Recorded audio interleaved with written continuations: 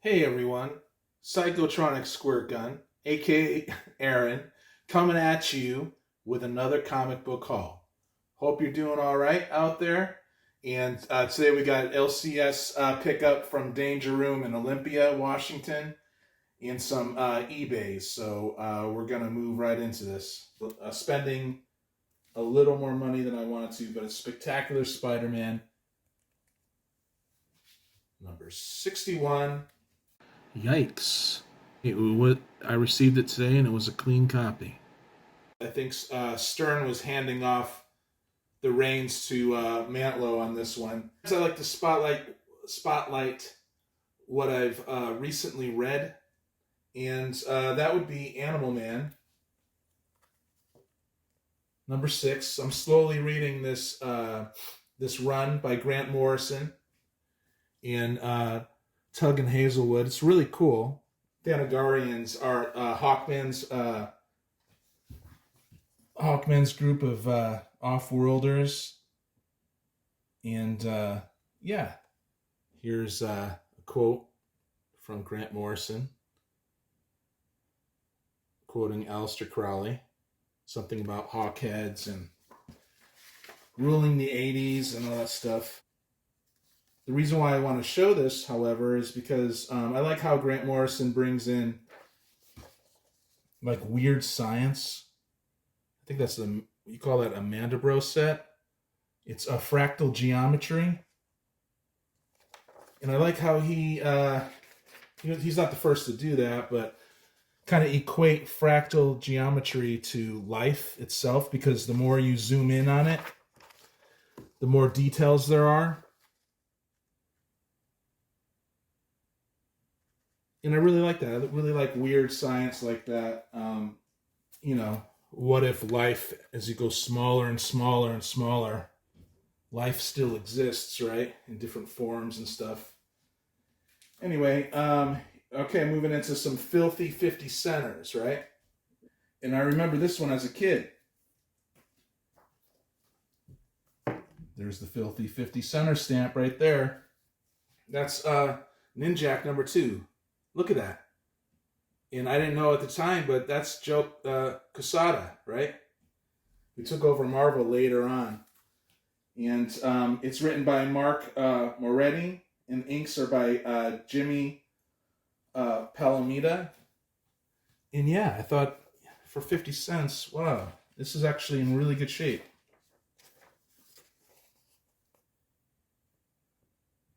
So I know to get these earlier ones now, but we'll move it along. There's a lot to show here. But I did pick up more Ninjak, issue 19. However, the art kind of sucks, man. That's by 1995. And issue 23. I mean, some recognizable names, but so what, right? But for 50 cents, I like to educate myself, just pull things out, But yeah, I'm not so impressed with Ninjak afterwards. Here's another thing I'm not that impressed with. Is Deathblow number 1.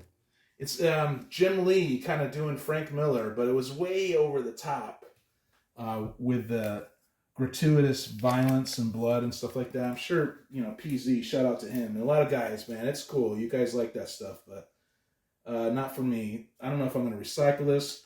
I do like that there's another story right there, Cybernary. That looks pretty cool. Cool cover.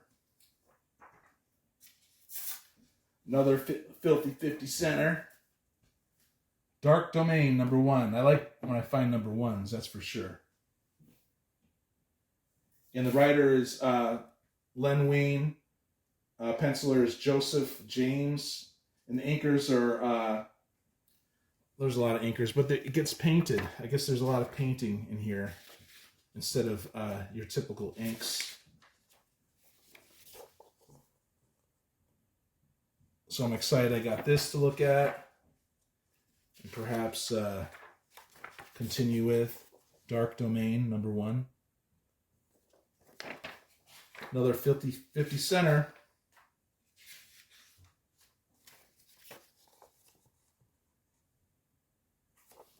Definitely cool stuff. Okay, got another one here. Mystic by Continuity Comics. I'm starting to lose interest a little bit in Continuity Comics. But this is 1992. I guess Continuity Comics was around from like 84 to 94.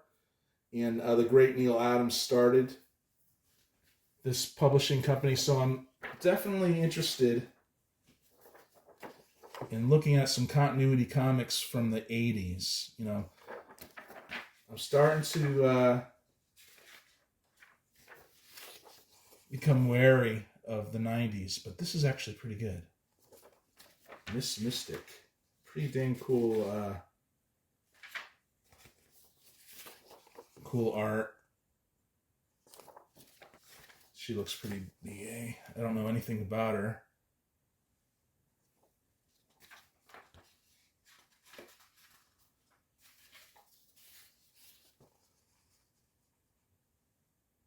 Yeah. And this is 1992.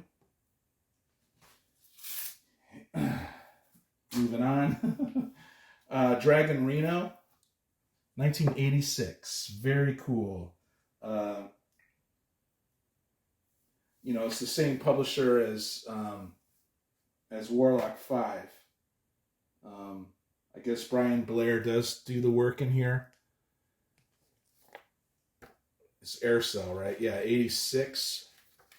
I'm really starting to get into this, and I love channels that that educate me on this stuff, like the big three, you know, that I put in my description. But there's a lot more out there I don't know about. I'm still kind of new. But yeah, this is freaking awesome. This looks awesome to me.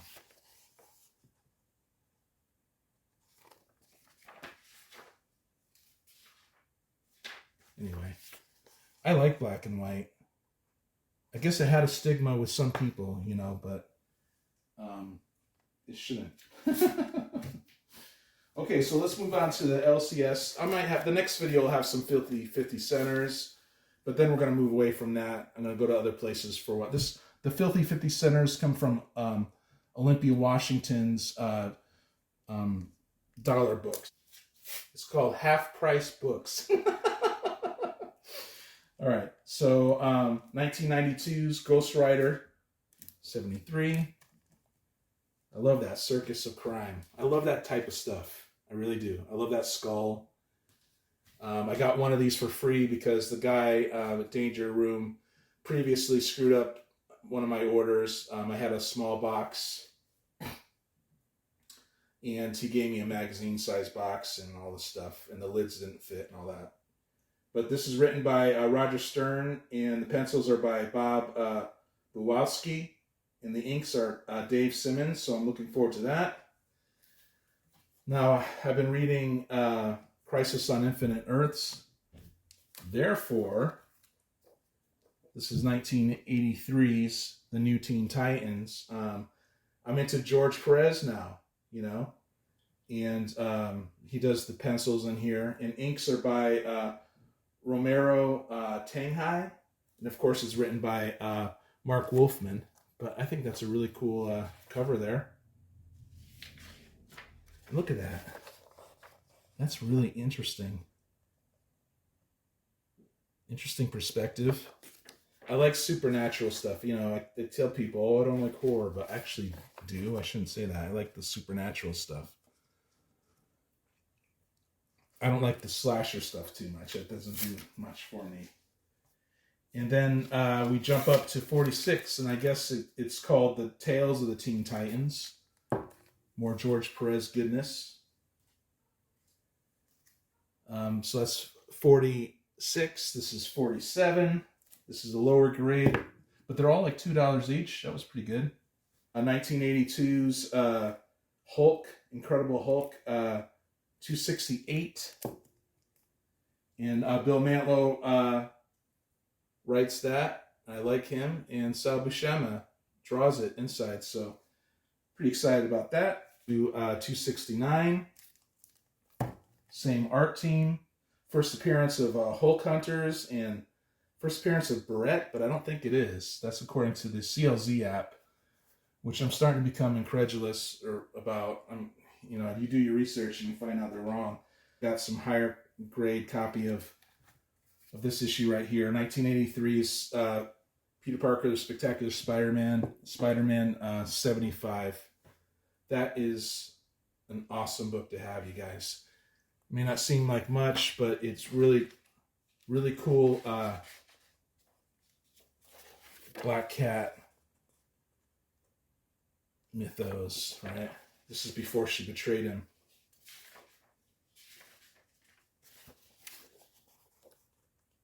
Awesome art. I grew up on this stuff, although I might have missed this issue.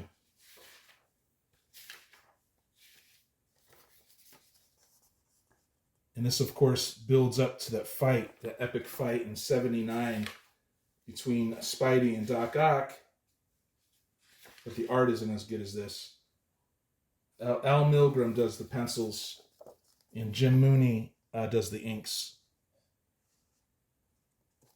And there's a gang war happening between Doc Ock and the Owl. Pretty dang cool.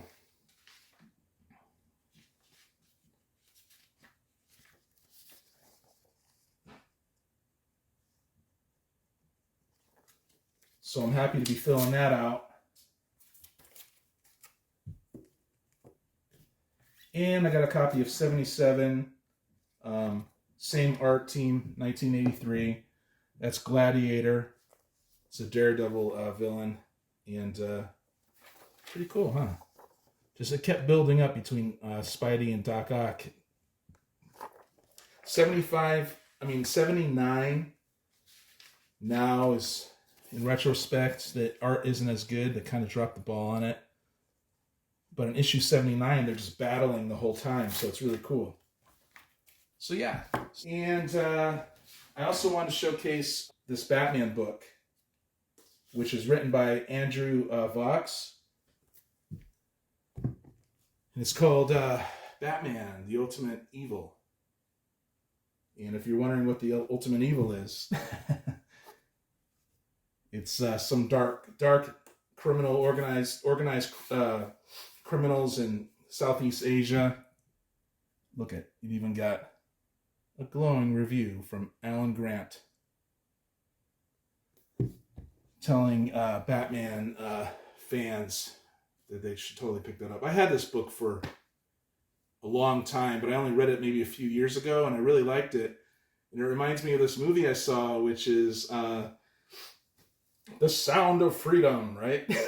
Seems like it could be a right-wing conspiracy movie, but that's what they're saying in the media right now, and I don't get that, because Andrew Vox was a #1 bestseller in New York Times, and he was even interviewed by Dave Marsh, who's a Dave Marsh, early editor of Cream magazine, and has written for Rolling Stone. Is credited with coining the term punk rock. Yeah. Andrew Vox, they all loved him because he was actually a lawyer that represented exclusively children in the youth and what was happening to them. And there's a great interview between this guy, Dave Marsh, and Andrew Vox. To make people understand that there is this hidden monstrosity in our culture of denial about what happens to children. And I recommend everybody, listen to it, because it addresses just the mentality Americans have about, unpleasant conversation about this particular issue, and now we're at a point now where the media is saying it doesn't even exist, and they're really bashing this, Sound of Freedom. I went and saw that movie, though, and the movie reminded me of this book, except the dude wasn't Batman. The dude was just your average Joe with some military background. So I saw the movie, I liked it, and I think everyone should see it. Oh yeah, I just wanted to add that the Sound of Freedom was actually the sound of children laughing and playing after they were released from captivity. So anyway, I hope you guys are doing good. Much love to you. I really appreciate you guys watching the videos. Please like if you like it. Please check out my other videos. Please click in the description. You want to get to know me a little better. There's other links there. We could communicate about trading. Check out other channels that are similar to mine, but better, right? They're in there as well. Anyway, you guys, I'll talk to you later.